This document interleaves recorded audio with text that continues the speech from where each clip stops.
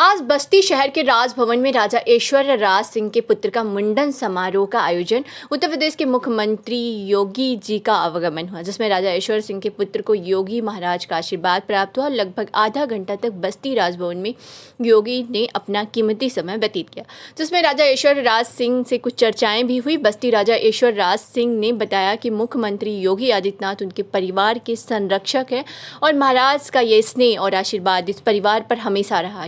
महाराज जी ने शुभकामनाएं दी है और साथ ही साथ योगी जी महाराज जी ने इस बात की चर्चा भी की है कि 2023 में राम मंदिर का निर्माण पूरा कर लिया जाएगा और साथ ही महाराज जी ने ये भी कहा कि आसपास के जो क्षेत्र हैं उनका भी विकास किया जाएगा, जिसमें ठाकुर सुशील कुमार सांसद औरंगाबाद बिहार, बस्ती सांसद हरीश द्विवेदी, डीआईजी बस्ती डीएम प्रियंका निरंजन, एसपी आशीष श्रीवास्तव आदि लोग उपस्थित रहे। बस्ती से रियाज अहमद की रिपोर्ट।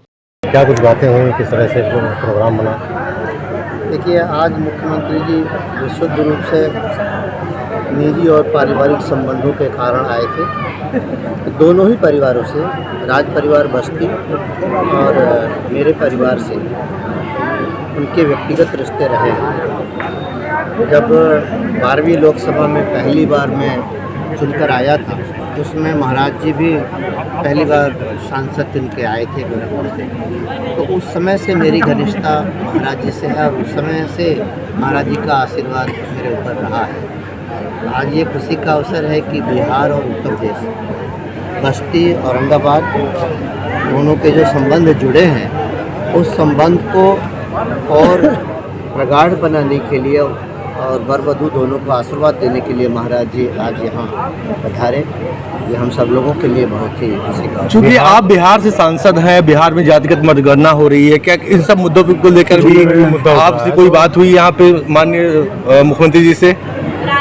इस संबंध में, जातीय जनगणना के संबंध में तो कोई चर्चा महाराज जी से नहीं हुई है, लेकिन ये जो आपने सवाल उठाया है, ये जो हो रहा है वो नीतीश कुमार जी की सोच है और समाज को जात, समूह, वर्गों, समुदायों में बांटकर कमज़ोर करने की एक साजिश है। पूरे एक समाज को अनेक जगह बांटकर सत्ता का सुख भोगने का एक तरीका ही, ये एक साजिश है। इससे समाज और कमज़ोर होगा, लेकिन ये तो मुख्यमंत्री जी उसकी जिद पर अड़े हैं और वो आम आदमी। नीतीश जी ने आज एक स्टेटमेंट दिया है कि अगर 2024 में कांग्रेस साथ देती है, पार्टियां कोलैप्स करती हैं, तो भाजपा 100 सीटों के अंदर सिमट जाएगी। तो इस पर आप क्या कहना चाहेंगे?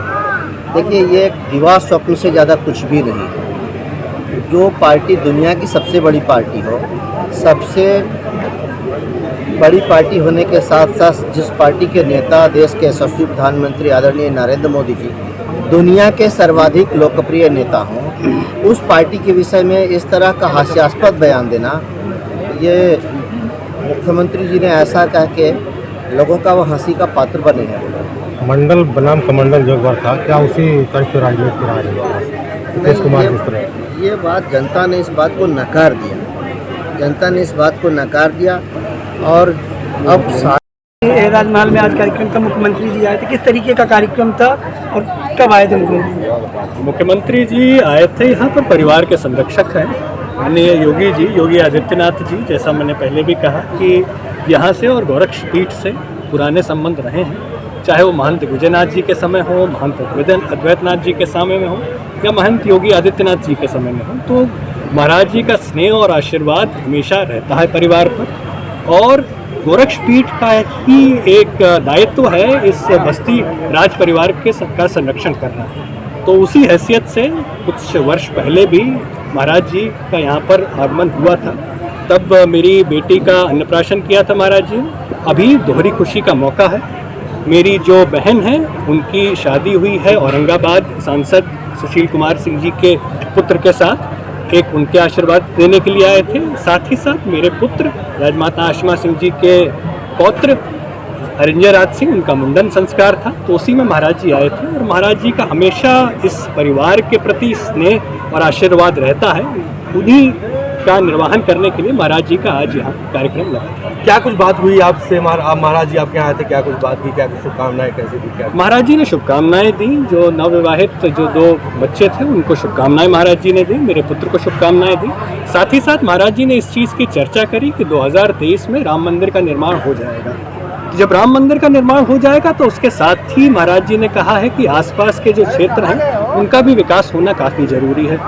पुरानी रियासतों में बस्ती ही मेरी समझ से, और महाराज जी का भी आशीर्वाद उसमें मिला है, बस्ती ही शायद सबसे करीब है अयोध्या के। तो पर्यटन के दृष्टिकोण से इस बस्ती जो राजमहल है, महाराज जी इसके बारे में काफ़ी गंभीर हैं और हम लोगों को उन्होंने बताया है कि इसको आप लोग इसका थोड़ा सा इसका सौंदर्यीकरण कर कर इसको भी आप लोग पर्यटन क्षेत्र में आप लोग उसका उपयोग कीजिए। जिस प्रकार राजस्थान में जो बड़ी बड़ी जो रियासतें हैं उन्होंने अपने अपनी जो इमारतें हैं उनको कहीं ना कहीं पर्यटन के क्षेत्र से जोड़ दिया है, उसी को जोड़ने के लिए महाराज जी ने हम लोगों को आशीर्वाद दिया, जिसकी वजह से हम लोगों ने कुछ न कुछ जीर्णोद्धार किया हुआ है राजभवन का। और उसके बाद भी महाराज जी का काफ़ी कुछ एक मार्गदर्शन हमको मिला और उन्हीं के मार्गदर्शन पर हम लोगों को काम करना है कि जब मंदिर का निर्माण होगा तो साथ ही साथ जो और क्षेत्र होंगे उनको भी पर्यटन के लिए हम लोगों को